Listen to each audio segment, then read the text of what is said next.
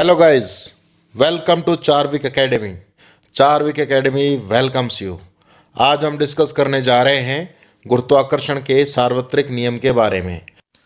Guys, आपने Newton और सेब की कहानी तो ज़रूर सुनी होगी। इसमें न्यूटन एक पेड़ के नीचे बैठे होते हैं और उस पेड़ के ऊपर से एक पका हुआ सेब उनके ऊपर आकर के गिरता है। तो वो ये सोचते हैं कि ये सेब ऊपर क्यों नहीं गया, या दाएं और बाएं हवा में क्यों नहीं लटका, या नीचे ही क्यों आया। तो इन्होंने ये देखकर कि एक पका सेब हमेशा नीचे ही गिर रहा है, तो न्यूटन ने अनुमान लगाया कि पृथ्वी हर वस्तु को अपनी तरफ एक बल से आकर्षित करती होगी, जिसके कारण वस्तु नीचे ही गिरती है, ऊपर नहीं जाती है या दाएं बाएं नहीं जाती है हवा में। इसी तरीके से चंद्रमा, जो पृथ्वी के चारों तरफ लगातार घूमता रहता है, पृथ्वी द्वारा इसी प्रकार के अभिकेंद्रीय बल का यह अनुभव करता है। अभिकेंद्रीय बल होता है केंद्र की ओर खींचने वाला। जो पृथ्वी होती है अपने केंद्र की तरफ चंद्रमा को आकर्षित करती है, जिस आकर्षण के कारण चंद्रमा पृथ्वी के चारों तरफ घूमता रहता है और ये आपस में कभी टकराते नहीं हैं, क्योंकि चंद्रमा का भी अपना एक गुरुत्वाकर्षण बल होता है, वह पृथ्वी को आकर्षित करता है और पृथ्वी चंद्रमा को आकर्षित करती है। तो दोनों का बल आपस में लगा रहता है, जिसके कारण चंद्रमा पृथ्वी के चारों तरफ घूमता रहता है। इसी तरीके से सभी ग्रह सूर्य की परिक्रमा करते हैं। इसके पीछे भी गुरुत्वाकर्षण बल ही कार्य करता है। इन सब तथ्यों के आधार पर न्यूटन ने यह निष्कर्ष निकाला कि विश्व में, वर्ल्ड में, ब्रह्मांड में हर वस्तु एक दूसरे को एक ही बल से आकर्षित करती है। इस बल को गुरुत्वाकर्षण बल कहा जाता है। अभी हमने जाना कि एक वस्तु दूसरे वस्तु को ब्रह्मांड में एक आकर्षण बल से एक दूसरे की तरफ आकर्षित करती है, जिसको हम गुरुत्वाकर्षण बल कहते हैं। और गाइस, ये जो बल होता है ये दोनों वस्तुओं के द्रव्यमान के गुणनफल के समानुपाती होता है और दोनों वस्तुओं के केंद्रों के बीच की जो दूरी होती है उसके वर्ग के व्युत्क्रमानुपाती होते हैं। और ये बल जो होता है दोनों वस्तुओं को मिलाने वाली रेखा की दिशा में लगता है। देखिए, यहां पर आपको दो वस्तुएं दिख रही हैं, एक वस्तु A है और दूसरी वस्तु B है, और दोनों वस्तुओं के बीच की दूरी को D से दिखाया गया है। तो यहां पर देखिए, दोनों वस्तुओं का जो केंद्र है, A वस्तु का केंद्र ये है और B वस्तु का केंद्र ये है। इन दोनों केंद्रों को मिलाने वाली दूरी को हमने इस D से यहां पर दिखाया है। तो यहां पर ये जो बल होगा गुरुत्वाकर्षण बल, उसको हम F से दिखाएंगे और ये गुरुत्वाकर्षण बल का सूत्र होगा। आइए अब इसको थोड़ा डिटेल में जानते हैं कि ये सूत्र किस तरीके से बना है। यहां पर हमने दो वस्तुएं ली हैं। एक वस्तु ली है हमने ग्रीन कलर की और दूसरी है ऑरेंज कलर की। यहां पर जो ग्रीन कलर की वस्तु है उसके द्रव्यमान को हमने कैपिटल M से दिखाया है और जो ऑरेंज कलर की वस्तु है उसका द्रव्यमान हमने स्मॉलर m यानी छोटे वाले m से दिखाया है। और इन दोनों के केंद्रों के बीच की दूरी, इन दोनों के केंद्र कहाँ है? ऑरेंज वाले का केंद्र यहाँ है और ग्रीन वाले का केंद्र यहाँ है। इन दोनों के केंद्र के बीच की दूरी को हमने यहाँ पर छोटे d से दिखाया है।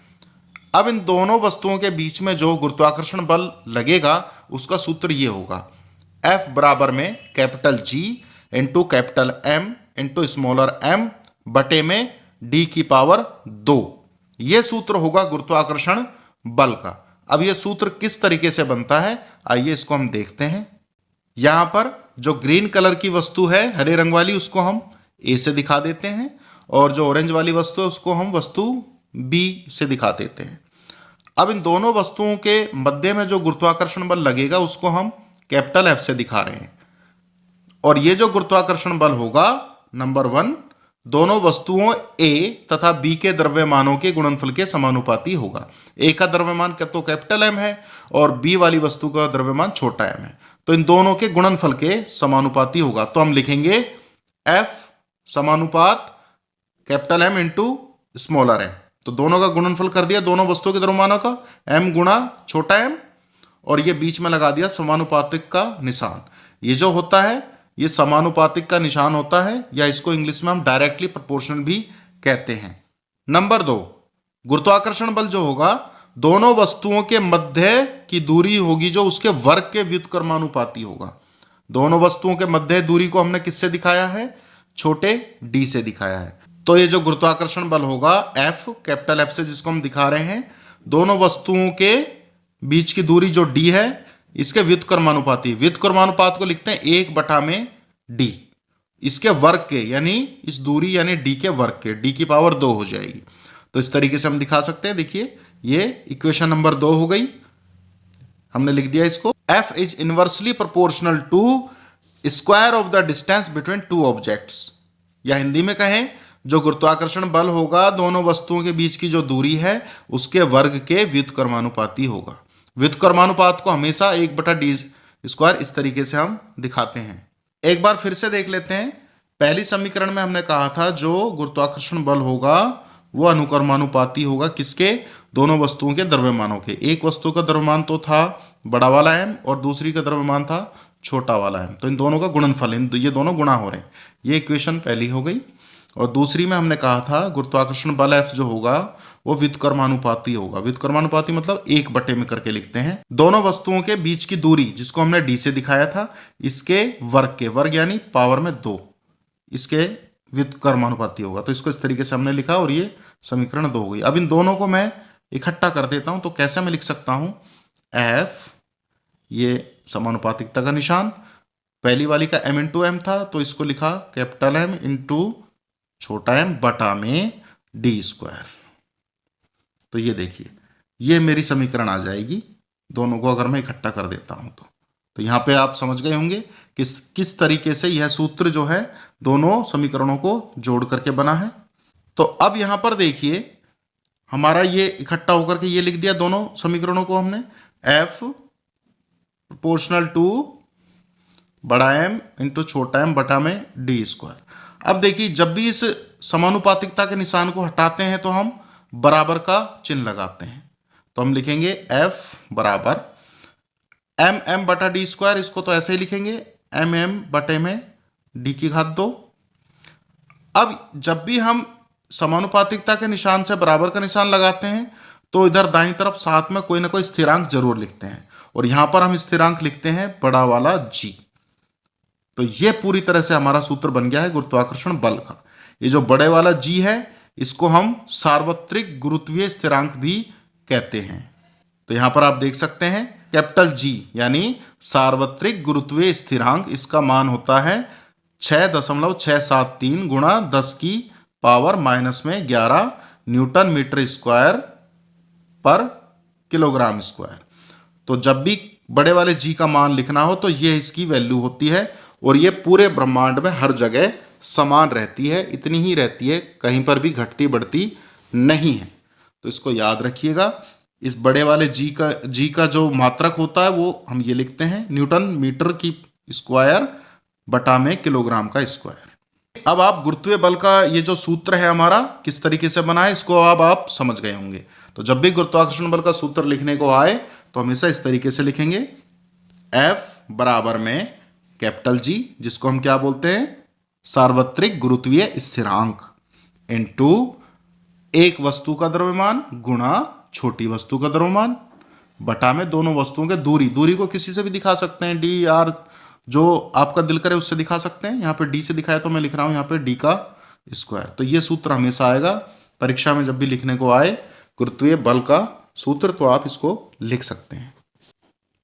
आइए अब जानते हैं हम इस गुरुत्वाकर्षण के नियम का महत्व क्या क्या होता है।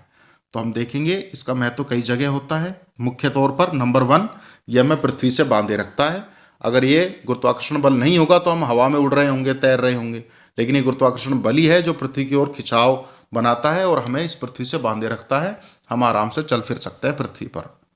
नंबर 2, पृथ्वी के चारों ओर चंद्रमा की गति। अभी हमने थोड़ी देर पहले डिस्कस किया था, दोनों चंद्रमा और पृथ्वी, इनके केंद्रों से गुरुत्वीय बल लगता है तो आपस में एक दूसरे से ये बंधे रहते हैं और चंद्रमा पृथ्वी के चारों तरफ घूमता रहता है। नंबर 3, इसी तरीके से सूर्य के चारों तरफ ग्रह चक्कर लगा रहे होते हैं, आपने पढ़ा होगा पिछली क्लासों में। सूर्य के चारों ओर की ये गति जो है वो भी गुरुत्वाकर्षण बल के कारण ही होती है। नंबर 4, चंद्रमा तथा सूर्य के कारण ज्वार भाटा की जो परिघटना है वह भी गुरुत्वाकर्षण बल के कारण ही होती है। ज्वार भाटा क्या होता है, समुद्र में जल का स्तर बढ़ता है, कम होता है, इस घटना को हम ज्वार भाटा कहते हैं और यह गुरुत्वाकर्षण के सार्वत्रिक नियम के कारण ही होती है। नंबर 5, नदी में जल का बहना यह भी गुरुत्वाकर्षण के कारण ही है, नहीं तो जल जो है हवा में उड़ रहा होगा। तो गुरुत्वाकर्षण ही नदी के जल को पृथ्वी से लगाए रखता है, जिसके कारण नदी में जल जो है पृथ्वी पर ही बहता है। नंबर 6, वर्षा के लिए। अब देखिए, इसमें भी गुरुत्वाकर्षण बल की भूमिका है। ऊपर से वर्षा होगी तो गुरुत्वाकर्षण बल के कारण ही नीचे आएंगी बूंदें। अगर ये बल नहीं होगा तो बूंदें नीचे आएंगी नहीं, पानी जो हवा में तैर रहा होगा।